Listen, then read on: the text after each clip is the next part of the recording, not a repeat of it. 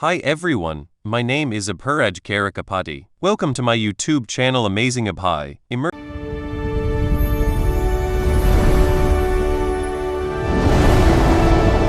Every story has a world.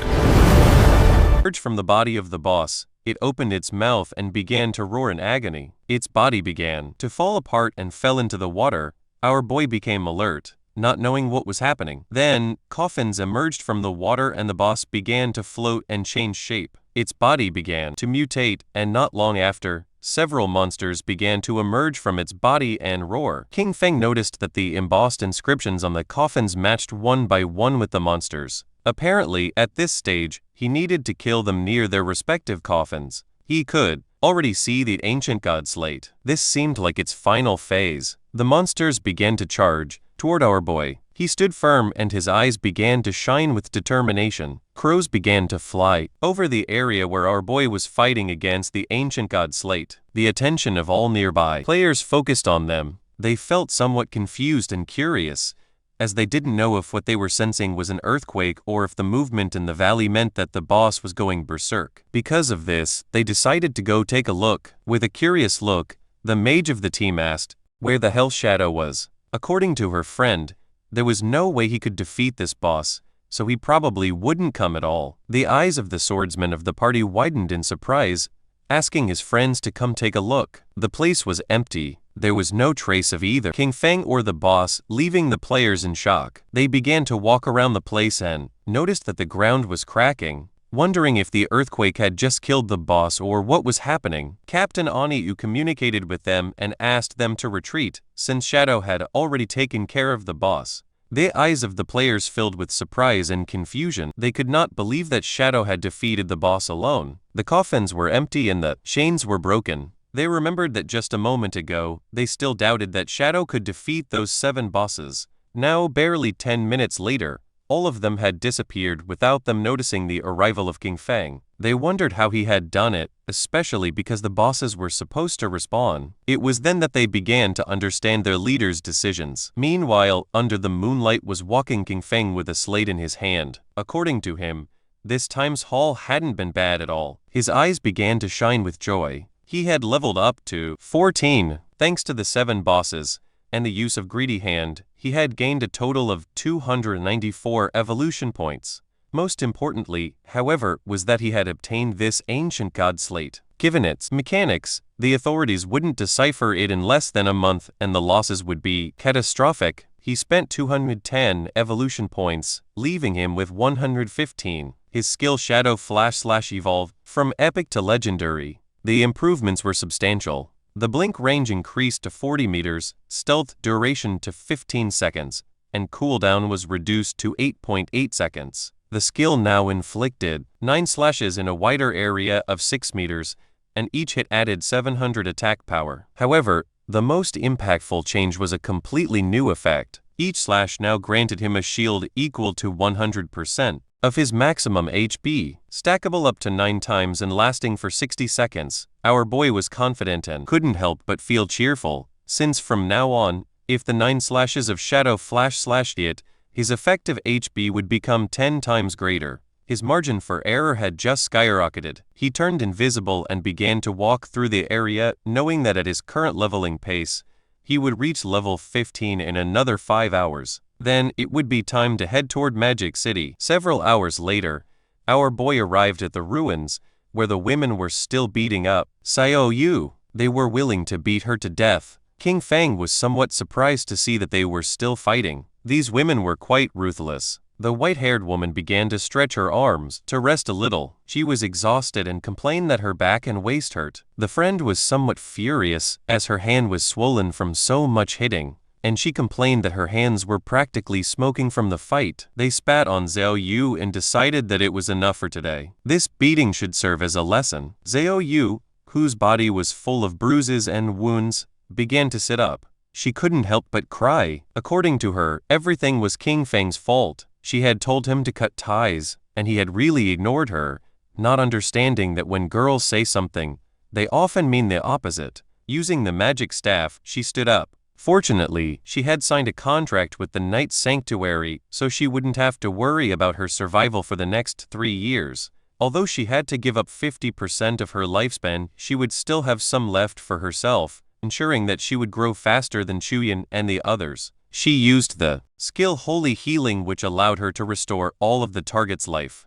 She was certain that once she became stronger, she would make sure that all those who had looked down on her wouldn't get away with it so easily. Neither King Feng nor those crazy women were going to escape. To everyone's surprise, the spell began healing King Feng, who was invisible. Poor Zhou Yu fell to her knees on the ground, thinking that she had failed casting again and wondering, puzzled, where the healing had gone. At the same time, in the Magic City ruins, several players were facing a boss made of rock. The boss attacked, but the party's tank blocked the attack using his shield. Not far away, there were 3 players hiding and watching the fight. Among them was also Qion Shishi. According to her, Daxia's men were really weak since they had sent 18 people for a single boss, and were too afraid to fight. Her friend winked at her and asked her not to say that, since they were working hard for their benefit, so they should be grateful to them. She blew him a kiss and laughingly mentioned that he was very polite, but those pigs from Daxia had such low damage that it took them too long to defeat a miserable gold tier boss. The players continued attacking, and the boss's HP bar had already dropped to less than half.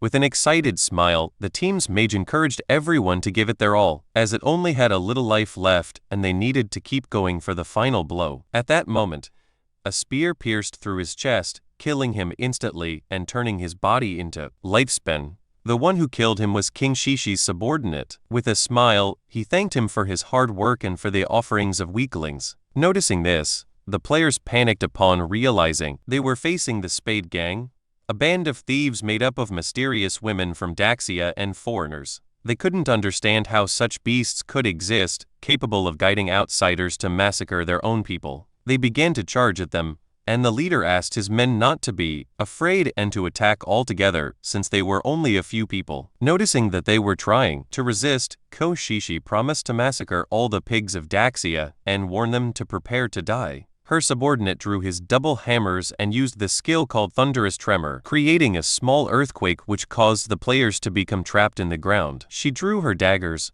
moved like thunder, and in the blink of an eye, killed the players. She couldn't help but mock them. As for her, Daxia's men really were just a bunch of useless fools. Her eyes began to shine with malice, realizing that Daxia's authorities had already reported their information. However, this was useless, as in her view, all of Daxia was nothing more than a garbage dump full of filth. Her friend mentioned that they were just ordinary players, so there was no way they could compete against them, being backed by capital. While the corpses were transforming into lifespan orbs, she explained that although their true identities had— Before we move ahead, please take a second to like on this video. A like tells me that you enjoyed this topic. Your support helps Amazing Ab High grow naturally. Not been exposed. For safety, they should leave Daxia as soon as possible and head to North America. She began looking at the ground and decided that then they would form a guild dedicated to hunting the Daxia pigs. The black man thought this was a good idea,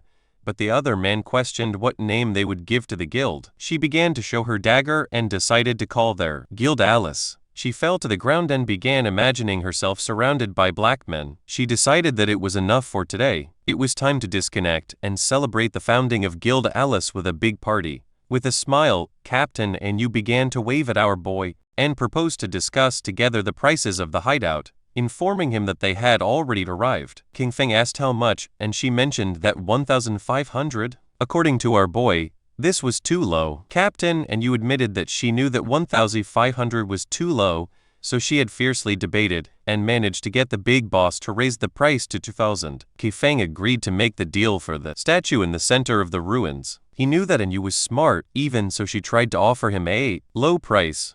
A while later, our boy arrived at the statue and saw Captain Anyu along with several knights. She blushed and with a smile mentioned that she had too much life spent on her, so the high command didn't feel safe and had organized a military escort for her. King Feng's eyes began to shine seriously. He knew this was nothing, since the authorities still didn't know his true strength and those guys only knew 1 or 2 moves. King Feng handed over the key, and the system informed him that the transaction had been successful. He had lost the church sanctuary hideout key, and in exchange had gained 2,000 years of tradable lifespan. After making the deal, King Feng decided to leave, and Captain On Yu said goodbye to him. The knights were somewhat confused upon noticing that she was willing to pay 2,000 years of lifespan just for this. She clarified to them that they didn't understand. This was a hideout that could house hundreds, even thousands of people, and no one but Shadow would be generous enough to give it up. The timely gift of lifespan from On Yu was perfect. This meant that he could fully equip himself before heading to Magic City. King Feng immediately invested the tradable lifespan he had obtained. He consumed 71.2 years to reach level 15. Then he acquired a series of new skills, the Mythic Level 1, Blessed Liberation, for 161.7 years. The Legendary 1, Assassin's Instinct, for 71.12 years, and 3 Epic Level 1s, Shadow Ring Blade, Silent Concealment, and Darkest Hour, for 36.35, 23.71 and 34.65 years, respectively. Finally, he spent 113.89 years on the item Mount Bell, except for the equipment. Everything else, skills and level, had been completely synchronized. His strength in the real world was now almost the same as in the game. The system alerted him that his hunger level had reached 90%. He hadn't eaten in a long time, so he decided to disconnect to take care of his hunger. First, King Feng disconnected from the game and woke up in a cage at the Hoi Lun Hotel. The men noticed that our boy was awake. They drew their weapons, asking him to hand over the lifespan he carried, or he would end up like the others in this motel. One of them mocked, celebrating that the apocalypse was great because it meant he could kill whoever he wanted. King Feng began to look at them with a penetrating gaze. Seeing this, one of the men furiously demanded that he hurry up and hand over his lifespan. The other men begged his boss to let him tear him apart. The man carrying the bat thought that King Feng was so scared that he had become paralyzed, and decided it was better to simply kill him. Just before they could take another breath, a strange energy began to spread through the air. Our boy used the skill Shadow Ring Blade, and not long after, the whole hotel started collapsing into pieces. King Feng took a pack of instant noodles, realizing that the more power he drew into the real world, the more energy his body needed. At his current strength level, ordinary food simply was no longer enough. Our boy started eating the instant noodles, knowing that once he dealt with Kang Shishi and her guild called Alice, he would need to find a way to obtain the Divine Gifted Book. Riding on his wolf, King Feng set off. He knew that she was incredibly cunning, much harder to track than Songfei. However, he could use the mission Kill King Feng that he had previously accepted as bait to lure her. Hungry, he headed toward Magic City, intending to find something to eat along the way. At the same time in Magic City, Kang Shishi was throwing a big party. According to her, her men were amazing. She hugged the 2 black men and mentioned that for her, the feeling of falling asleep and entering the game after their epic and exciting battle was simply incredible. The men praised her, declaring that her skills were absolutely unmatched. Amid laughter, they called her a crazy hot chicken. One of her subordinates informed her Shadow had just sent a message. Xin Feng was already dead. He told her to meet in Magic City in the real world. He would bring her Xin Feng's head and then collect the final payment. She knew that meeting with Shadow in real life was too risky. She mentioned that it wasn't necessary to meet in person and simply asked him to send a photo. Her subordinate explained that Shadow didn't use a phone because he was afraid of being tracked by the authorities. She couldn't help but smile upon noticing that Shadow was also hostile toward the authorities. Lately, their persecution had become more intense, and if they could take advantage of the opportunity to lure Shadow into Alice, the Daxia pigs would no longer be a threat. Because of this, she decided to stage a small play to test the waters and see which side Shadow was really on. She decided that she wanted to meet with Shadow first in the game and sent him the coordinates. She went to the ruins and called Skywalker. She addressed him with affectionate words, asking if he was there and expressing that she missed him. Then she asked him for a favor, mentioning that she needed his help with a living one. Xin Feng was sitting and meditating. He was using Silent Concealment, a skill that allowed him to enter stealth permanently while remaining completely motionless. Noticing that she wanted to meet in the game, Xin Feng thought that Kang Shishi was really clever. These coordinates, Spectre Academy, were not far from him. He logged into the game and decided to see what kind of trick she had up her sleeve. A few hours later, Xing Feng went to the Magic City ruins, Spectre Academy. Xing Feng, still using invisibility, got off his mount. At that moment, some government agents appeared in front of King Shishi. They announced that the authorities had located her Spade gang, identified her as Spade, and advised her to surrender immediately and stop resisting. Otherwise, they would be forced to take military action. With a smile, she asked Xing Feng to go back and tell his men from Daxia to remember this well. They were no longer the Spade gang. Now they were the Alice Guild. Showing off her melons, she made it clear that they, the Alice Guild, specialized in killing Shago's men. Tainxing Jian and his men couldn't help but blush. Furious, they cursed Spade, promising that Great Zia's officers would bring her to justice, calling her audacity shameless.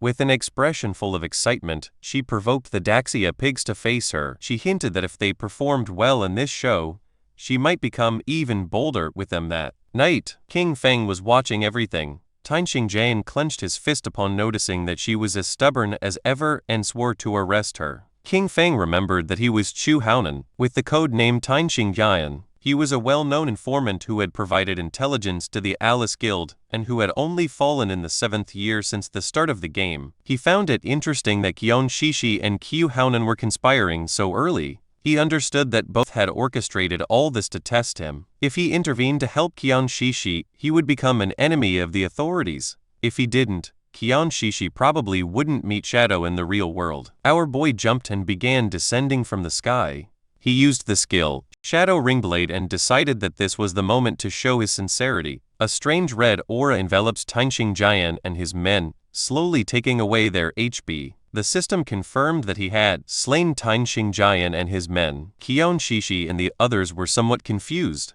Once the corpses transformed into lifespan, King Feng appeared in front of them and introduced himself as Shadow. Before we move ahead, please take a second to share on this video. Sharing helps this video reach friends who may also enjoy anime, gaming, travel, cricket, chess, career basics, or personal stories. Your support helps Amazing Abai grow naturally. King Feng approached her and greeted her, introducing himself as Shadow. Qian Shishi's eyes widened with love, and she couldn't help but feel excited and blush. To her, he was just too cool. She simply adored this kind of powerful man. She began to cry.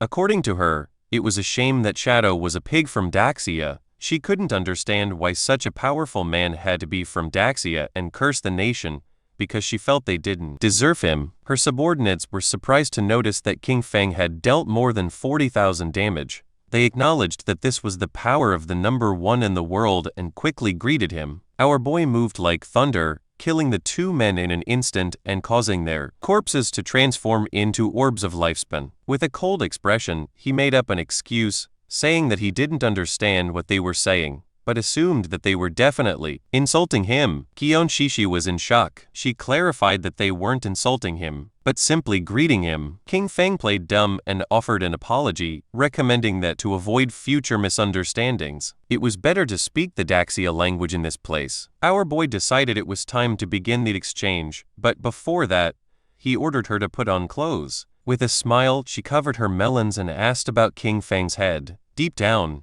she thought Shadow was a weirdo, but she really liked him. Shadow revealed that he had King Feng's head with him. He explained that he couldn't bring it into the game, but he could show it to her in real life if she was willing. Qian Shishi opened the system window and with a confident expression decided to believe him. She had already witnessed Shadow's strength and believed he wouldn't lie to her. Shadow obtained with it 500 days of tradable lifespan. Our boy decided it was time to leave, but she asked him to wait. With a smile, she proposed a long-term collaboration, arguing that he had the skills and she had the money. She informed him that she had a new assassination target, and if he was interested, invited him to her house that very night. Sticking out her tongue and blushing like a tomato, she promised that she would fulfill anything he needed. Our boy became somewhat curious and asked who the assassination target was and what the payment would be. As she was logging off from the game, she suggested they meet in person to talk. She assured him that the payment would be several times more generous than this time,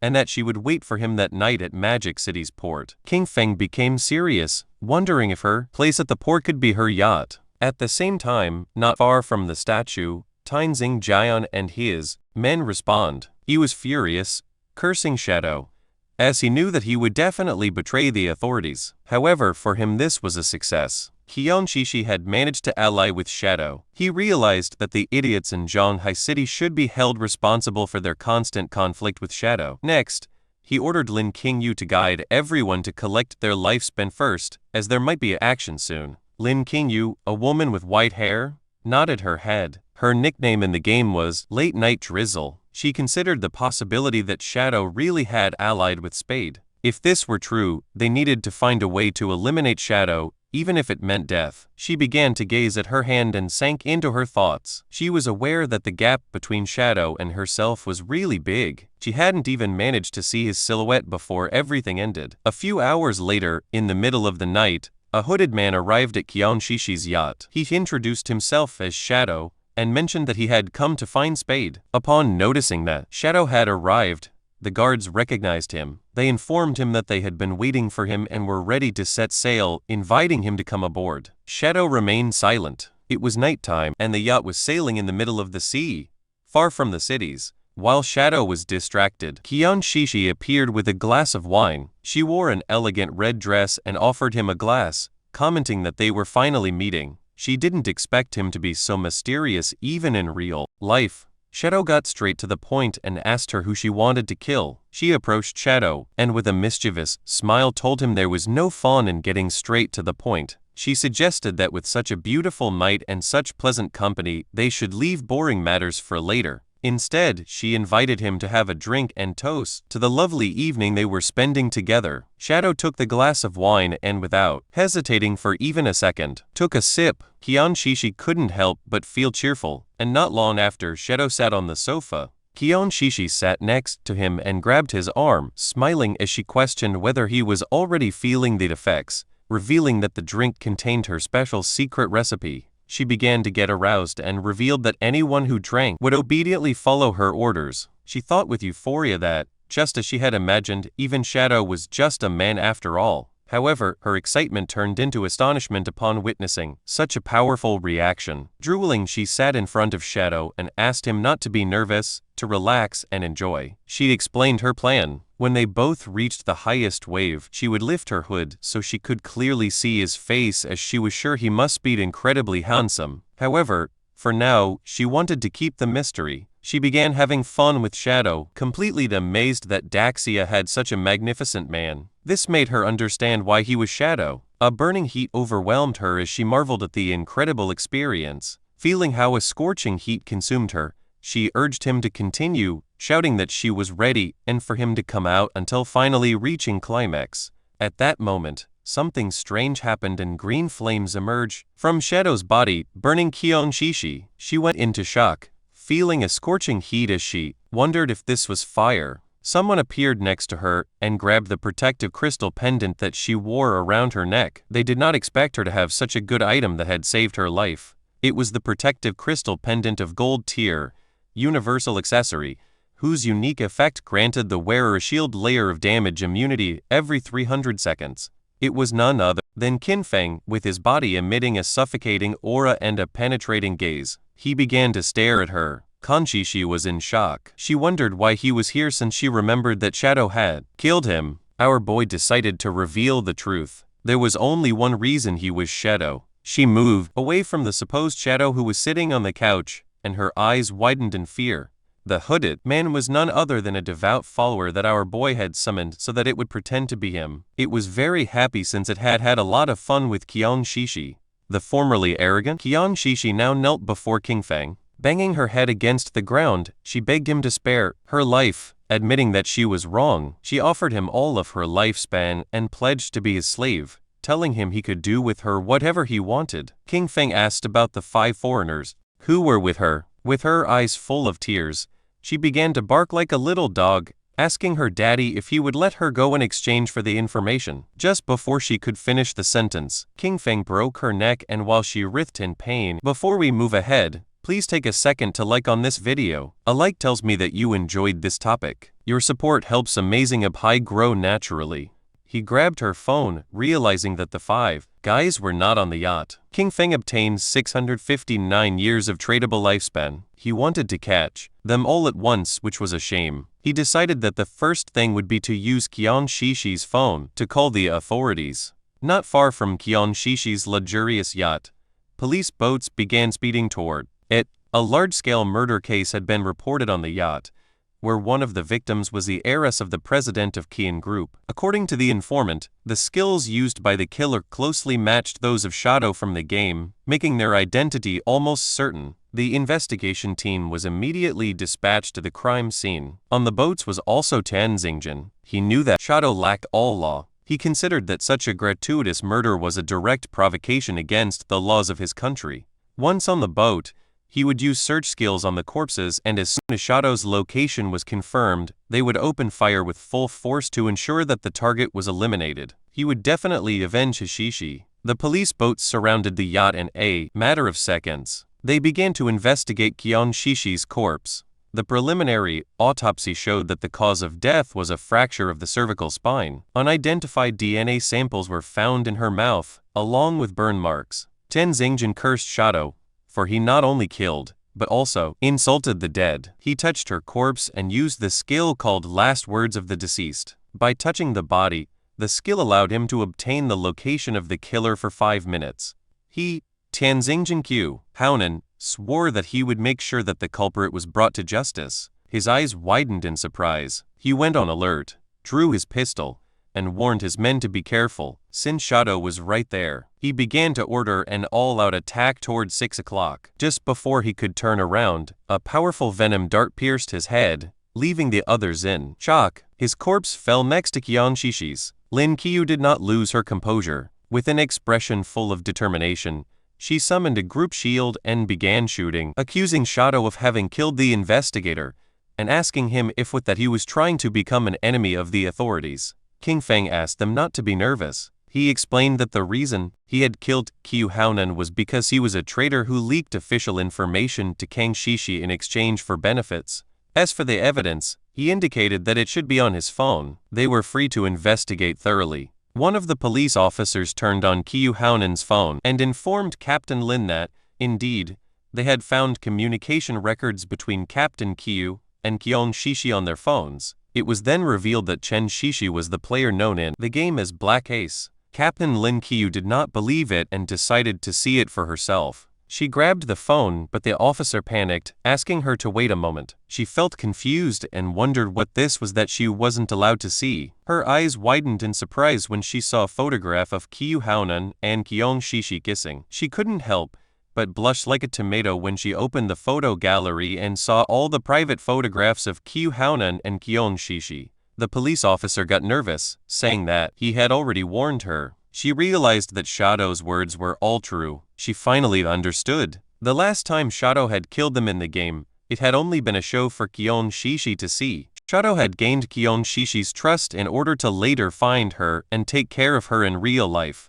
Afterwards, he informed the authorities, luring and killing Qiu Haonan. With one move, he had helped the officers solve 2 big problems. The police officer asked her why she kept staring at the photo so intently. She realized how terrifying Shadow was. She understood that, if he were hostile to the authorities, the consequences would be unimaginable. She remembered that just a few moments ago she had shot him. Although he probably wouldn't care or hold a grudge, she was worried that this could cause problems between him and the authorities. With a grateful expression, she thanked him for his help and apologized for having shot him earlier. Without hesitating for even a second, she shot herself and her own leg, causing the police officers to panic, but she asked them not to worry. With eyes full of tears, she told Shadow that she had returned the favor and asked him to please continue cooperating with the authorities. One of the police officers decided to help her stand up and told her there was no need to be so cautious. She mentioned that they didn't know Shadow's personality and that, in any case, it was better to be safe than sorry.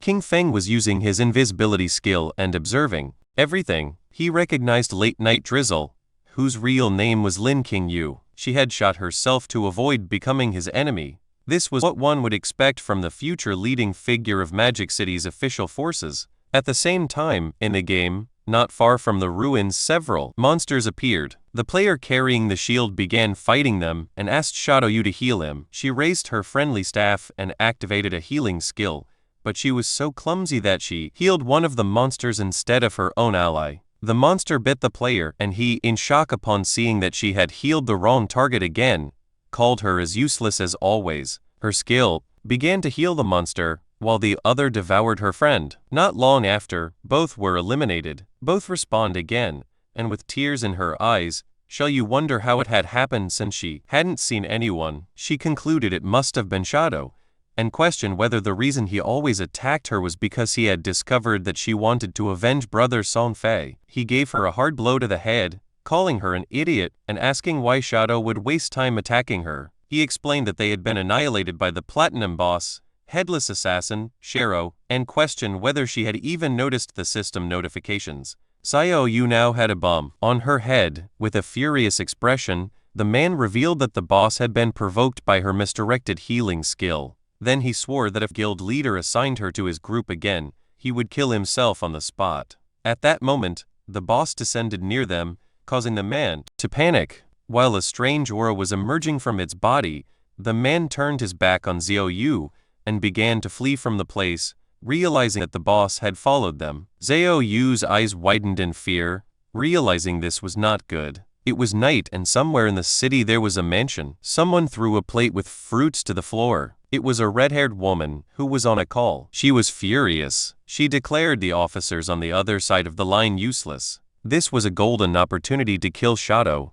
and they were simply giving up. She didn't care about their excuses. Shadow had massacred her entire Dongfang clan, and their blood could not be spilled in vain. After having been infiltrated in the government for years, they had proven completely useless at the critical moment. She demanded that, no matter what it cost, they make Shadow pay for what he had done. Behind her, there was a boy holding a whip. She reminded him that Shadow had killed his father-in-law, asking him why he was hesitating. Behind the boy was a wounded woman, with eyes shining with evil and confidence. The boy revealed to his mother that he had a plan to kill Shadow. The mother felt curious and asked her son, Nanshan, what his plan was, reminding him that the God-forsaken game was only accessible to adults over 18 years old, and that he still could not enter. Nanshan's eyes began to shine with confidence, as he'd explained to his mother that, although he could not enter the game, he could still use his brain. Since Shadow liked killing people, his plan was to send some people to provoke him and lure him into his father's fireworks factory. They would prepare everything in advance, and when Shadow appeared to kill them, they would detonate the entire factory. In this way, tens of thousands of fireworks would become his funeral pyre, allowing the whole world to witness his death. And even if the plan failed, there would be no way for Shadow to trace it back to them. A smile spread across the mother's face, realizing that they hadn't done a bad job creating him. Then turning to Chu, she snapped that even her son was more useful than him. Chu did not object and mention, if you enjoyed this video, please hit the like button and subscribe to Amazing Apai. Subscribing makes sure you do not miss the next video, and it gives me motivation to keep improving the quality of every upload. Thank you for being here, and I will see you in the next one.